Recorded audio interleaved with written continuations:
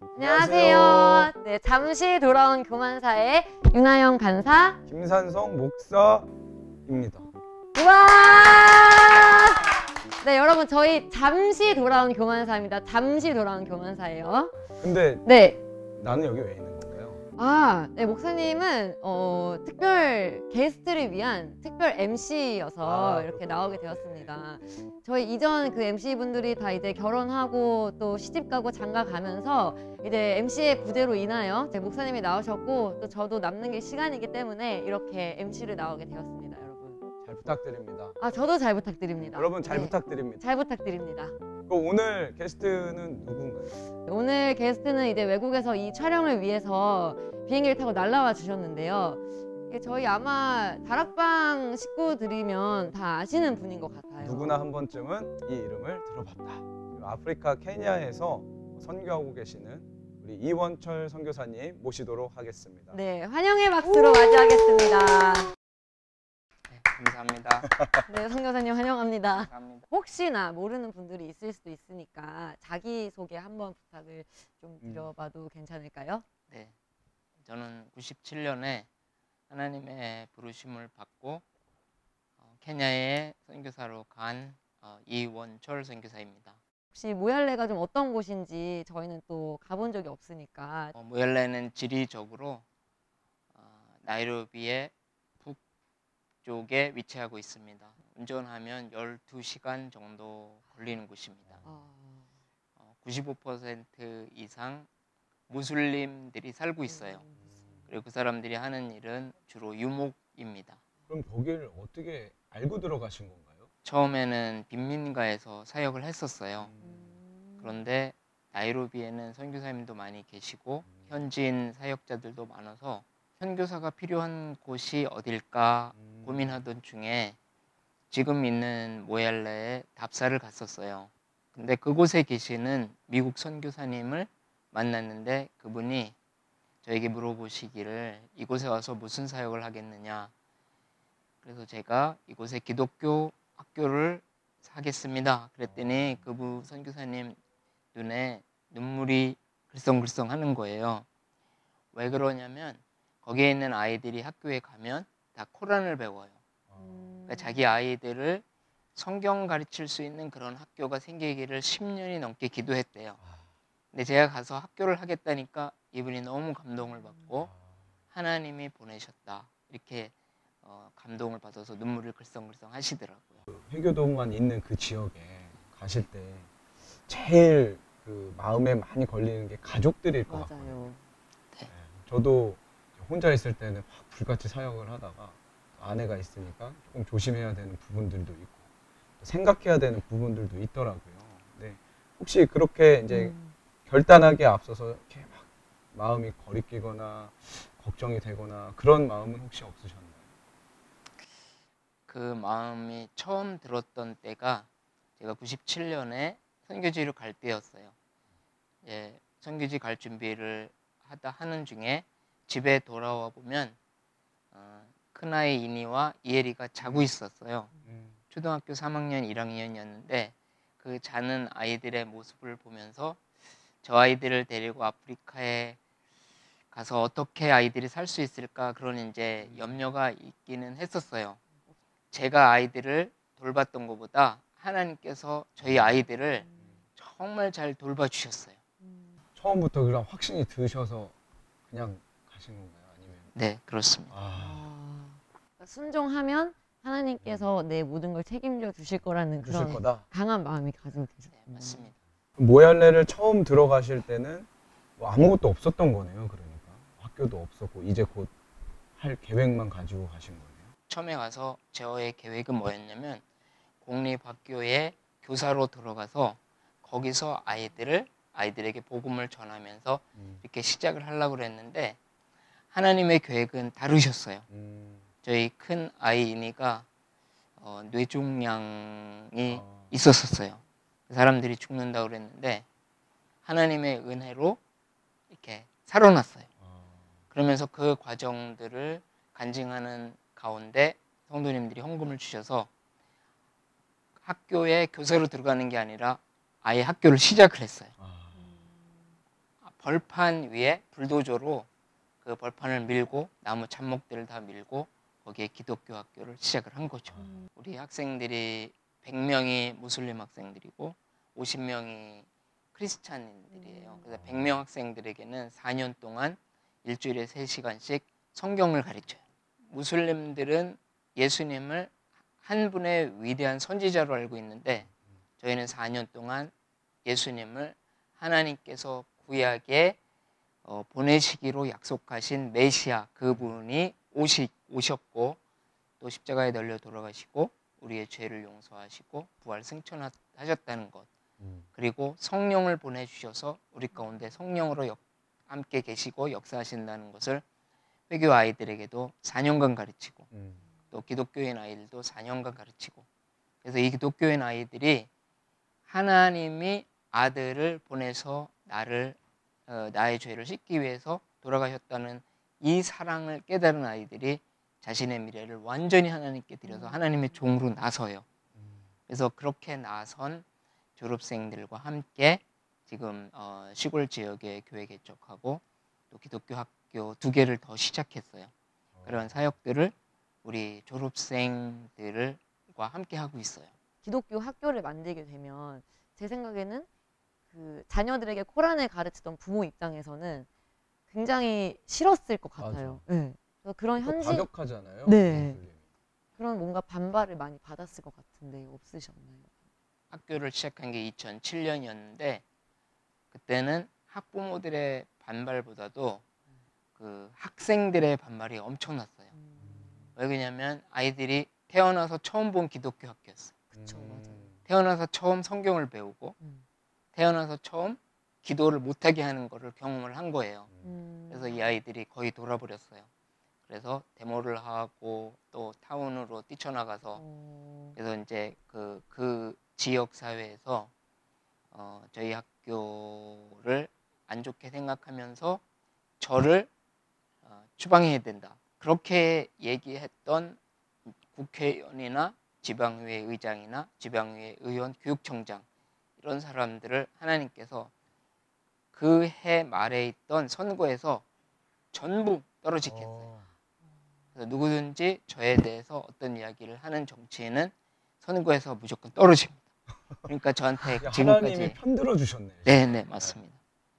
그래서 그리고 또 저희 학교 기독교 학교니까 눈에 가시거든요. 그쵸. 그래도 저 기독교 학교 안에다 모스크를 줘보자, 이렇게 이제 거기 있는 사람들이 단합을 해갖고 좀 이슬람화 시켜보자 이런. 네. 어. 왔었는데 이제 그 차에다가 이렇게 학교를 질 수 있는 그 벽돌 만드는 기계며 연장하고 잔뜩 싣고 차가 오고 있었는데 그 차가 뒤집어졌어요. 저는 몰랐는데. 와, 기적이네요, 진짜. 그러니까 하나님께서 그 학교를 건드리지 못하도록 친히 지켜주시죠. 정말 그러네요. 그래서 선생님들이 이렇게 얘기를 해요. 우리 학교에는 디바인 프로텍션이 있다. 네. 하나님의 보호하심이 우리 학교에 있다. 그냥 학교 문 잠궈놓고 그래도 지금까지 아무 일도 없어요. 하나님의 특별한 보호하심이 있고 하나님의 임재가 있습니다. 그럼 거기 있는 선생님들은 전부 다 이제 크리스찬 선생님들이신가요? 네. 그 가르치는 사람은 크리스찬이어야 하잖아요. 그래서 나이로비에 가서 인터뷰를 합니다. 그래서 인터뷰를 선생님 뽑아오는데 케냐는 80%가 기독교인이에요. 좀 놀라셨죠? 생각보다 많은 네. 인구가. 그런데 저희 지역은 95% 이상 회교도들이에요. 그래서 이 80% 기독교인들에게 명목적인 기독교인들이 있어요. 근데 우리 학교에 오면 한두 해 지나면서 이분들이 예수님을 영접해요. 학교 내에서 일주일에 공식적인 예배를 4번 드리고요. 네. 성경 공부를 1번 하고, 그러니까 계속 말씀 듣고 기도하고 찬양하니까 시간이 지나면 사람이 변해요. 네. 이게 그 학교라는 곳이 어쨌든 사역지지만 또 한편으로는 일을 하는 장소인 거잖아요. 이런 사람들, 이런 유형의 사람들과 일을 할 때는 정말 힘들더라. 이런 학생들 보면 아, 이건 정말 용서하기가 힘들더라. 혹시 선교사님도 이제 같이 일하는 직장 동료나 아니면 학생들을 볼 때 그런 감정이 드실 때가 있었는지. 저는 선생님들에게 항상 하는 이야기가 아이들을 친자식처럼 생각해라. 친동생처럼 생각해라. 선생님들이 올바로 해야 저 학생들이 그것을 보고 존중하는 마음이, 존경하는 마음이 생기니까. 선생님들 뭐 크게 속속이는 선생님들 없어요. 네, 전체적으로 분위기가 글로 가니까 또 선생님들이 잘 융화돼 갖고 잘 하고 있고요. 네. 우리의 무기는 사랑이잖아요. 그쵸. 안 바뀌는 애들도 사랑해 줌으로 바뀌잖아요. 회교도들은 믿음, 소망, 두려움이에요. 아, 두려움을 주나요? 네. 이렇게. 그래서 두렵게 하면 아이들이 말을 잘 들어요. 네. 처음에는 좀 두렵게 했더니 말을 잘 듣더라고요. 근데 그거는 우리가 할 일이 아니죠. 사람을 근본적으로 바꾸는 것은 사랑이다. 두렵게 하면 앞에서는 말을 듣겠죠. 그러나 뒤에서는 다른 일을 할 수가 있고, 정말 믿음, 소망, 사랑, 그중에 제일은 사랑이라. 구체적으로 사랑을 어떻게 실천하고 어떻게 행동하는 게 사랑이고 이런 게 정말 헷갈릴 때가 있는데 혹시 이렇게 좀 조언을 구할 수 있을까요? 고린도전서 13장에 사랑에 대해서 쭉 나오잖아요. 근데 어떤 것에 대해서 얘기할 때 가장 중요한 것을 먼저 얘기하거든요. 그러면 사도 바울이 사랑은 그리고 제일 먼저 나오는 게 오래 참고예요. 그래서 오래 참아 주는 것, 그것이 사랑이고, 또 하나는 희생. 예수님이 우리를 위해서 희생하신 것처럼, 그래서 내 입에 들어가는 것보다 다른 사람의 입에 넣어주는 것을 기뻐하는 삶. 한 번은 숲속에 차가 서 있더라고요. 근데 제가 도로를 가는데 사람들이 나와서 도와달라고 그러더라고요. 그들이 내려와서 숲속으로 와서 자기네 차 시동을 걸어달래요.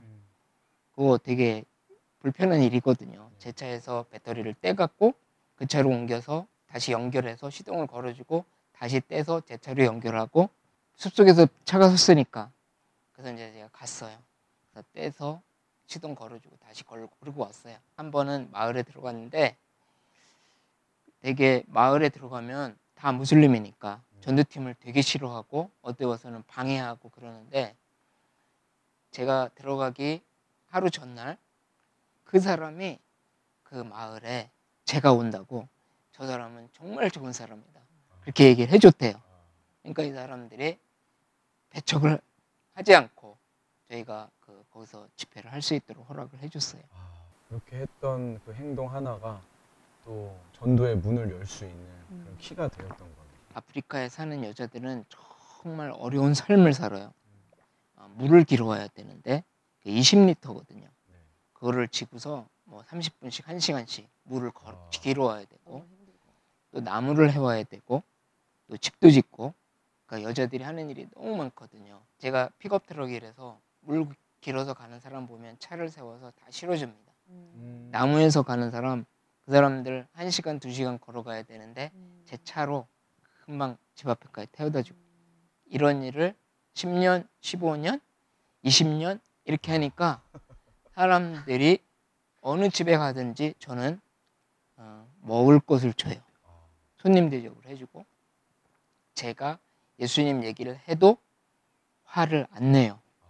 그러니까 저 사람은 우리를 도와주는 좋은 사람이다. 그래서 우리가 전도할 때 삶으로 전도하고 말은 필요할 때만 해라. 청년들 중에 모열례를 가고 싶은 청년이 있을 수 있거든요. 네. 근데 청년들 입장에서는 또 이제 생각을 하죠. 내가 가서 무슨 도움이나 될 수 있을까? 어떤 자격이 있어야 될까? 이런 걸 궁금해하는 청년들이 있거든요. 그런 청년들한테 한마디 해주실 수 있다면? 네, 첫 번째, 모열례로 가려는 동기가 무엇인가를 점검해봐야 됩니다. 어떤 사람들은 내가 모열례 가서 좀 내가 빛나야 되겠다, 이렇게 생각하는 사람들이 실제로 있어요. 모열례 갔다면 와 대단하다 뭐 이런 식으로 할 수 있어요. 사람들의 어떤 칭찬을 좀 바라는. 네.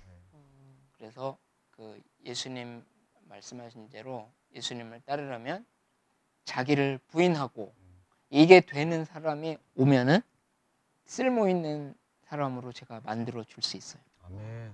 근데 자기 생각을 가지고 오면 자꾸 부닥치는 거예요. 나는 이렇게 해야 되는데, 나는 저렇게 해야 되는데. 우리의 그 계획이나 생각들이 또 하나님의 일을 하는 데 있어서 하나님과 충돌을 일으켜요. 내 마음대로 하나님의 일도 하고 싶으니까.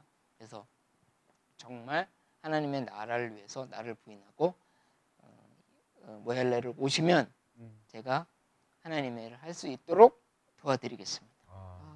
무엇을 먹을까 무엇을 입을까 걱정하지 말고 그냥 오세요. 오히려 아무 계획 없이 와라. 네, 맞습니다. 저도 아무 생각이 없어야 하나님께서 쓰시기 좋으시겠다. 맞아요. 네.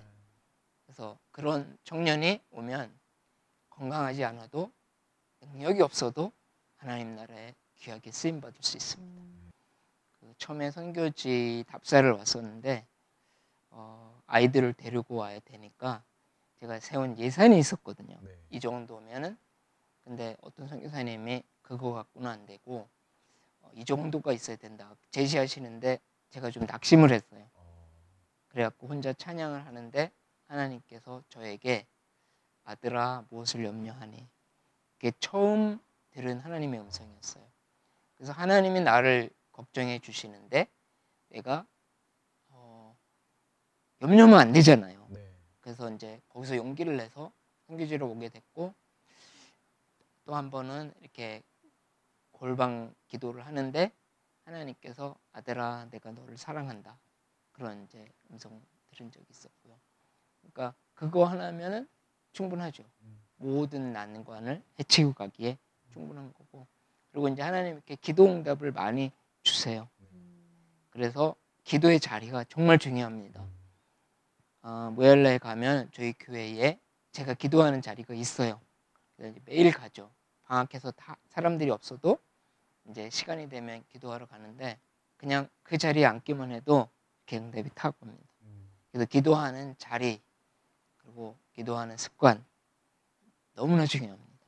하나님 나라와 의를 구한다고 하면 그거를 어떻게 살아내고 어떻게 신뢰하고 걸어갈 수 있는지 좀 제 질문도 추상적인 것 같은데 혹시 좀 대답을 해주실 수 있을까요? 그러니까 하나님께서 모든 사람을 목회자나 사역자로 부르신 게 아니라 각 삶의 현장에서 부르셨거든요. 네. 자기의 삶의 현장에서 거짓말하지 말고 예를 들어서 세금을 속인다든가 뭐 그런 거 하지 말고 네. 그러니까 공의롭게 모든 일에서 저 사람은 거짓말하지 않은 사람이야. 미가서에 있는 말씀인데 자비를 사랑하고 그러니까 이웃을 사랑하는 같은 말이죠. 그리고 세 번째가 겸손하게 하나님과 동행하는 삶. 직장에서 이런 삶을 살 수 있을 것 같아요. 내가 항상 정직하고 다른 사람을 섬기는 삶을 사는 이유는 내가 하나님의 나라를 이곳에 이루기 위해서. 네. 그 마지막으로 그 저희 ICC 청년들에게 한마디 이렇게 딱 해주시고 네. 맞춰주시면 될 것 같습니다. 하나님의 나라와 그 의를 위해서 사는 것이 이 세상에 어떤 것보다 가치 있는 삶입니다.